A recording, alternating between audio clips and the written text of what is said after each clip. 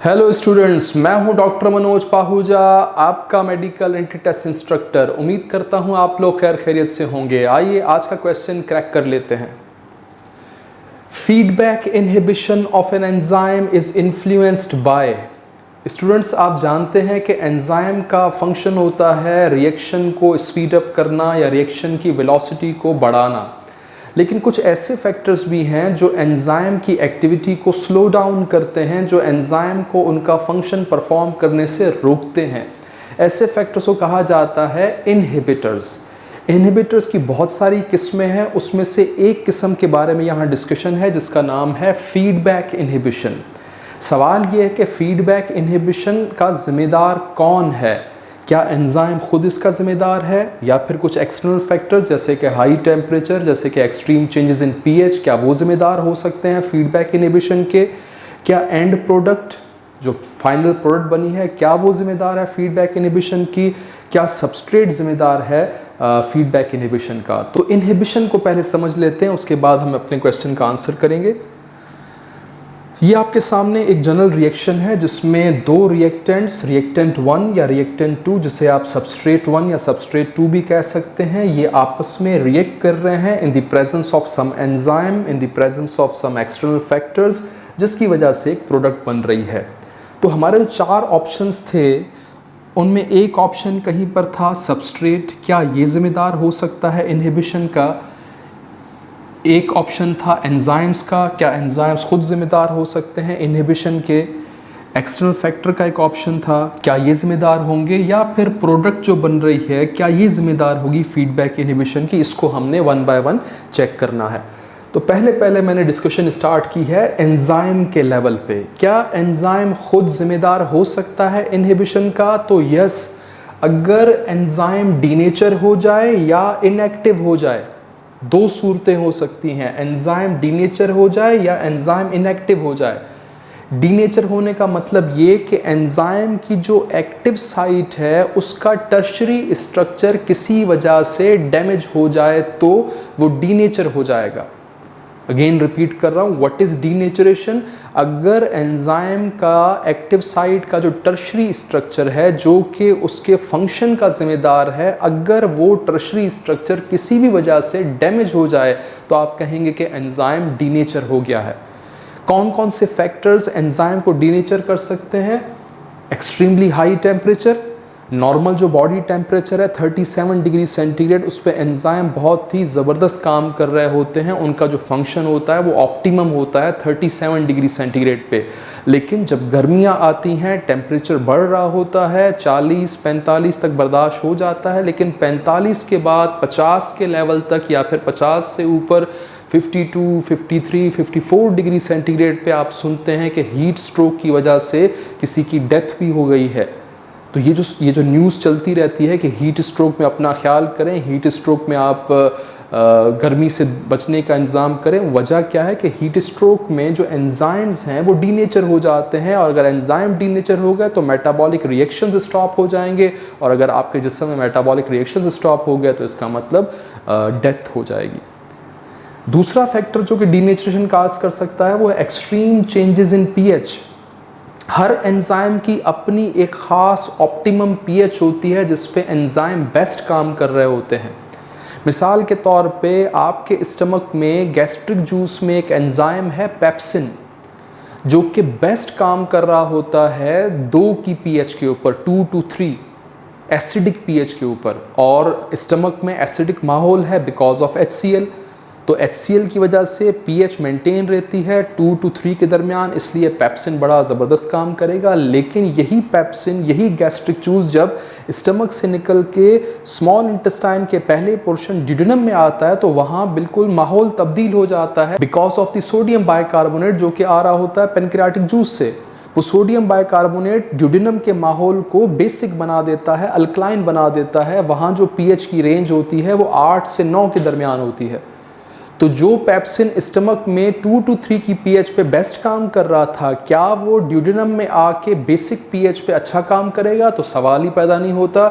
जो इतना बड़ा चेंज आया है 2 की pH 8 पे चली गई है, ये बहुत बड़ा चेंज है। इसकी वजह से जो स्ट्रक्चर है एंजाइम के एक्टिव साइट का वो डिसरप्ट हो जाएगा, जिसकी वजह से एंजाइम्स फंक्शन परफॉर्म नहीं कर पाएंगे। और याद रखिएगा, डीनेचुरेशन की वजह से एंजाइम परमानेंटली काम छोड़ देते हैं, वो दोबारा से कभी काम करने के काबिल नहीं रहते। इसी तरीके से एंजाइम के लेवल पे एक और चीज़ याद रखनी है, इनएक्टिवेशन।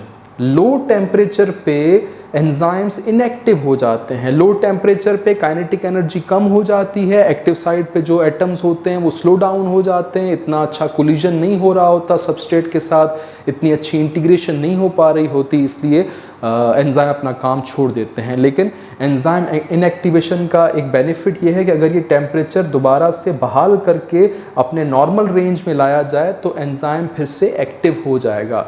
डीनेचुरेशन में एंजाइम दोबारा काम नहीं करता, इनएक्टिवेशन में एंजाइम दोबारा अपना फंक्शन परफॉर्म कर सकते हैं अगर टेम्परेचर को फिर से बहाल करके अपने नॉर्मल लेवल पे लाया जाए तो।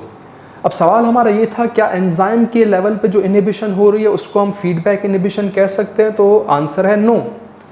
हम एंजाइम के लेवल पे होने वाली जो इनहिबिशन है उसको या तो डीनेचुरेशन कहेंगे या तो इनएक्टिवेशन कहेंगे, हम उसको फीडबैक इनहिबिशन नहीं कह सकते। तो ऑप्शन ए जो है वो एक्सक्लूड हो गया है, वो आपने मार्क नहीं करना। अब आते हैं एक्सटर्नल फैक्टर्स की तरफ। एक्सटर्नल फैक्टर्स बिल्कुल जिम्मेदार हो सकते हैं, इनहिबिशन कर सकते हैं। हाई टेम्परेचर मैंने आपको बता दिया डीनेचर करता है एंजाइम को, लो टेम्परेचर बता दिया इनएक्टिव करता है एंजाइम को, extreme changes in pH denature करते हैं एंजाइम को। ये सारे एक्सटर्नल फैक्टर्स हैं, बाहर के माहौल की वजह से कुछ ना कुछ एंजाइम की एक्टिविटी पे असर पड़ रहा होता है।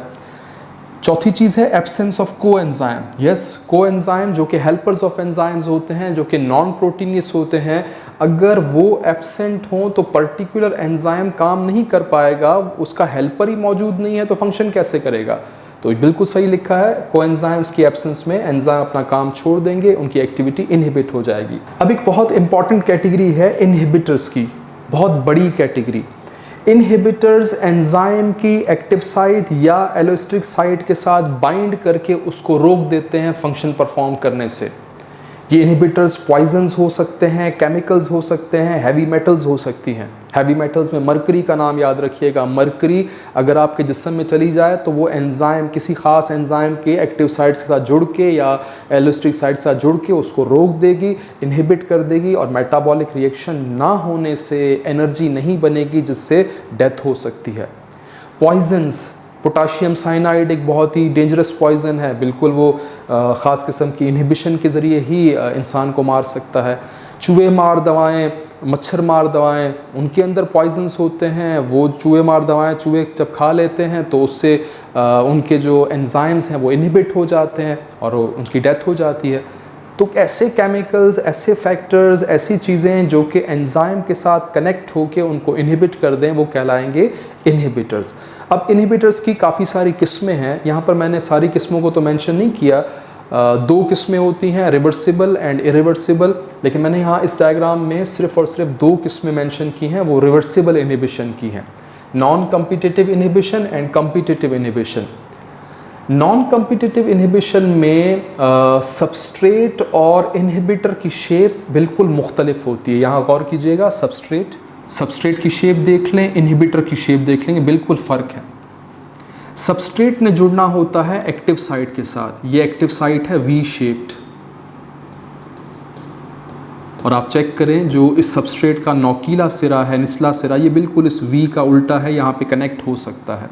लेकिन एंजाइम के ऊपर एक और साइट भी है जिसे कहा जाता है एलोस्टेरिक साइट, जहाँ पे सबस्ट्रेट तो बाइंड नहीं करता लेकिन कोई और चीज़ बाइंड ज़रूर कर सकती है। सबस्ट्रेट हमेशा बाइंड करता है एक्टिव साइट के साथ, लेकिन कुछ और चीज़ें बाइंड कर सकती हैं एलोस्टेरिक साइट पे। तो ये एक और लोकेशन है एलोस्टेरिक साइट की। अब यहाँ आप चेक कीजिएगा, जो इनहिबिटर है वो पहले जाके बाइंड कर रहा है इस एलोस्टेरिक साइट के साथ और बना रहा है एंजाइम इनहिबिटर कॉम्प्लेक्स। जैसे ही एंजाइम इनहिबिटर कॉम्प्लेक्स बन जाता है तो एक्टिव साइट की शेप बिगड़ जाती है। जो शेप होनी चाहिए थी वी शेप, अब वो वी परफेक्टली वी नहीं रहा, वो थोड़ा सा एक अजीब सा स्ट्रक्चर होके इस तरह का हो गया। परफेक्ट वी नहीं है, वो नोकीले उसके टैपरिंग एंड्स नहीं है। ये जो एक्टिव साइट की शेप बिगड़ी है ये इस इनहिबिटर की वजह से बिगड़ी। यहाँ पे देखिए लिखा भी हुआ है, inhibitor changes the shape of the active site, very important point. अगर आप नॉन कम्पिटिटिव इनहिबिशन पढ़ रहे हैं तो नॉन कम्पिटिटिव इनहिबिशन में इनहिबिटर और सबस्ट्रेट की शेप मुख्तलिफ होती है। इनहिबिटर जाके जुड़ता है एलोस्ट्रिक साइट के साथ, इनहिबिटर के एलोस्ट्रिक साइट पे जुड़ने की वजह से शेप तब्दील हो जाती है एक्टिव साइट की, और उससे होता यह है कि जो उसका ओरिजिनल सबस्ट्रेट है वो जुड़ नहीं पाता उस एक्टिव साइट की शेप बदलने की वजह से। जब सबस्ट्रेट नहीं जुड़ेगा तो इसका मतलब इनहिबिशन हो गई, रिएक्शन प्रोसीड नहीं करेगा। ये कहलाता है नॉन कम्पिटिटिव इनहिबिशन। दूसरी वैरायटी है कम्पिटिटिव इनहिबिशन। कम्पिटिटिव इनहिबिशन में इनहिबिटर और सबस्ट्रेट काफ़ी मिलते जुलते हैं। थोड़ी सी ब्लर इमेज है, मुझे कोई परफेक्ट इमेज मिली नहीं, तो इसको आप चेक कर लें। नज़र आ रहा है जितना हमें चाहिए वो मिल रही है बात हमें। इनहिबिटर की शेप देख लें, वो भी नोकीली है, वी शेप, और सबस्ट्रेट की शेप देख लें, वो भी नोकीली है, वी शेप। यहाँ पे एक्टिव साइड भी वी शेप्ड है। एलोस्ट्रिक साइड मौजूद तो है, लेकिन कम्पिटिटिव इनहिबिशन में एलोस्ट्रिक साइड का कोई किरदार नहीं है। सीधा सीधा जो इनहिबिटर है वो कम्पीट करता है, वो मुकाबला करता है। नाम क्या रखा हुआ है? Competitive inhibition. यहाँ पे ये कम्पिटिटिव इनहिबिटर मुकाबला कर रहा है अपनी शेप के सिमिलर होने की वजह से। दोनों जुड़ना चाहते हैं एक्टिव साइट के साथ। अब जो ज़्यादा कंसंट्रेशन में होगा वो जुड़ जाएगा। अगर सबस्ट्रेट ज़्यादा है तो सबस्ट्रेट जुड़ेगा, इनहिबिटर बैठा रहेगा, कुछ नहीं हो पाएगा, रिएक्शन प्रोसीड कर जाएगा। लेकिन अगर इनहिबिटर ज़्यादा कंसंट्रेशन में है तो इनहिबिटर जुड़ जाएगा इस एक्टिव साइट के साथ, और इनहिबिटर के जुड़ने की वजह से रिएक्शन प्रोसीड नहीं कर पाएगा। और इसका मतलब ये है कि एंजाइम इनहिबिट हो चुका है, उसकी एक्टिविटी रुक चुकी है। लेकिन क्या हम इसको फीडबैक इनहिबिशन कह सकते हैं? तो आंसर है नो। चाहे नॉन कम्पिटिटिव इनहिबिशन है, चाहे कम्पिटिटिव इनहिबिशन है, एक्सटर्नल फैक्टर की वजह से जो भी इनहिबिशन होगी उससे आप फीडबैक इनहिबिशन नहीं कह सकते। तो फीडबैक इनहिबिशन आखिर है क्या? एक ऑप्शन हमारा सबस्ट्रेट था। क्या सबस्ट्रेट की वजह से इनहिबिशन हो सकती है? तो यस, फीडबैक नहीं लेकिन इनहिबिशन ज़रूर हो सकती है। रिमूवल ऑफ सबस्ट्रेट, किसी भी वजह से सबस्ट्रेट रिमूव कर दिया गया। जब सबस्ट्रेट रिमूव हो गया तो फिर रिएक्शन प्रोसीड नहीं कर सकता। लेकिन अगर सबस्ट्रेट रिमूव हो गया है तो इसे कहा जाता है डिप्लीशन या कंजप्शन। या तो इस्तेमाल हो गया या तो रिमूव कर दिया गया। इसको आप फीडबैक इनहिबिशन नहीं कह सकते। So inhibition because of substrate will be termed as depletion या consumption, not feedback inhibition. Feedback inhibition होती है प्रोडक्ट की वजह से। फीडबैक कौन देता है? फीडबैक एक आम इंग्लिश का वर्ड है। फीडबैक आप देंगे, आप स्टूडेंट हैं, आप मुझसे पढ़ रहे हैं।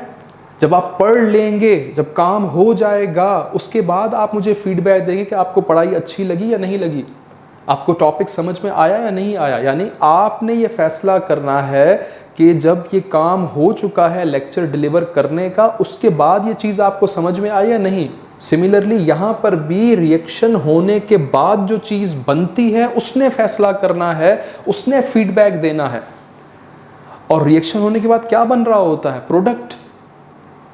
अगर प्रोडक्ट बन चुकी है, एक्सेस में है, ज़्यादा मिकदार में है, जिस्म को उसकी मज़ीद ज़रूरत नहीं है, तो ये प्रोडक्ट खुद अपना फीडबैक देती है कि भाई बस मैं बहुत मौजूद हूँ, मुझे और नहीं बनना। मैं खुद इनहिबिटर बन जाती हूँ और एंजाइम को रोक देती हूँ उसकी एक्टिव साइट के साथ जुड़ के कम्पिटिटिवली, या फिर एलोस्टिक साइट साथ जुड़ के नॉन कम्पिटिटिवली। मैंने रोकना ही रोकना है, मुझे और बनना नहीं है। अगर प्रोडक्ट एक्सेस में हो, it becomes inhibitor. Keep in mind, अगर प्रोडक्ट ज़्यादा बन चुकी है, जिस्म को उसकी ज़रूरत नहीं है, तो यही प्रोडक्ट खुद बन जाएगी इनहिबिटर। फीडबैक दे रही है कि मैं बहुत बन चुकी हूँ, अब और नहीं बनना, and attaches with the enzyme to inhibit the reaction. कहाँ होगी अटैच एंजाइम के साथ? या तो एक्टिव साइट के साथ या तो एलोस्टिक साइट के साथ, लेकिन करना उसने इनहिबिट है। और वो इनहिबिशन क्या बताना चाह रही है कि भाई मज़ीद मुझे ना बनाओ। इसे कहा जाएगा एंड प्रोडक्ट इनहिबिशन या फिर फीडबैक इनहिबिशन। खास तौर पे नेगेटिव फीडबैक, जब एक चीज़ बढ़ जाती है, एक्सेस में होने का मतलब एक चीज़ बढ़ गई है, प्रोडक्ट बढ़ गई है, अब ये खुद इनहिबिटर बन के अपने आप को कम करवाना चाह रही है। जब तक बॉडी इसको इस्तेमाल ना कर ले, जो एक्सेस वाली चीज़ है, ये चाहती है कि मज़ीद और प्रोडक्ट ना बने। तो जो चीज़ एक्सेस में है वो इस तरह से काम करे कि वो अपनी ही सिंथेसिस को रोक रही हो ताकि उसकी क्वांटिटी या उसकी अमाउंट कम हो जाए। इसे कहा जाएगा नेगेटिव फीडबैक। तो ज़्यादातर जो रिएक्शंस हो रहे होते हैं एंजाइम के लेवल पे, अगर प्रोडक्ट बन जाती है तो वो खुद ही नेगेटिव फीडबैक के ज़रिए अपनी ही सिंथेसिस को रुकवाने के पीछे पड़ जाते हैं। इसे कहा जाएगा फीडबैक इनहिबिशन या एंड प्रोडक्ट इनहिबिशन। ये आपके सामने एक डायग्राम है, एक रिएक्शन दिखाया गया है कुछ स्टेप्स में। शुरुआत होती है सबस्ट्रेट ए से और फाइनल प्रोडक्ट बनती है डी, और बीच में तकरीबन कोई 3 स्टेप्स हो रहे हैं। एंजाइम 1 पहले स्टेप में इन्वॉल्व है, ए से बी में कन्वर्ट कर रहा है। एंजाइम 2 दूसरे स्टेप में इन्वॉल्व है, बी से सी में कन्वर्ट कर रहा है। और एंजाइम 3 जो है वो सी टू फाइनल प्रोडक्ट कन्वर्ट कर रहा है डी। अब ये डी फाइनल प्रोडक्ट है, ये खुद बन जाएगी इनहिबिटर और नेगेटिव फीडबैक के ज़रिए पहले एंजाइम के साथ जाके जुड़ जाएगी और यहाँ पे उसको रोक देगी कि भाई मज़ीद काम मत करो, यानी कि इस अपने सबस्ट्रेट ए को बी में कन्वर्ट मत करो ताकि मैं बनूँ ही ना। शुरुआती स्टेप को ही रोक देना है, ऐसा नहीं कि एंजाइम 2 को रोके एंजाइम 3 को रोके, ये तो फिर बीच के स्टेप होंगे तो यहाँ तो कोई और चीज़ बन के और बॉडी को बीमार कर रही होगी। तो शुरुआती स्टेप नंबर 1 को रोकता है कौन? प्रोडक्ट। इस चीज़ को कहा जाता है फीडबैक इनहिबिशन। तो हमें अपना आंसर मिल चुका है, चेक कर लीजिएगा। ऑप्शन में क्या enzyme itself? No. External factors की वजह से इनहिबिशन तो होती है लेकिन उसे आप फीडबैक नहीं कह सकते। ऑप्शन सी हमारा सही आंसर है क्योंकि फीडबैक इनहिबिशन प्रोडक्ट की वजह से होती है। हमने क्वेश्चन क्रैक कर लिया है। सबस्ट्रेट की वजह से हम कभी भी इनहिबिशन को फीडबैक नहीं कहते। तो आपको आंसर मिल चुका है, इसको आप नोट कर लीजिएगा।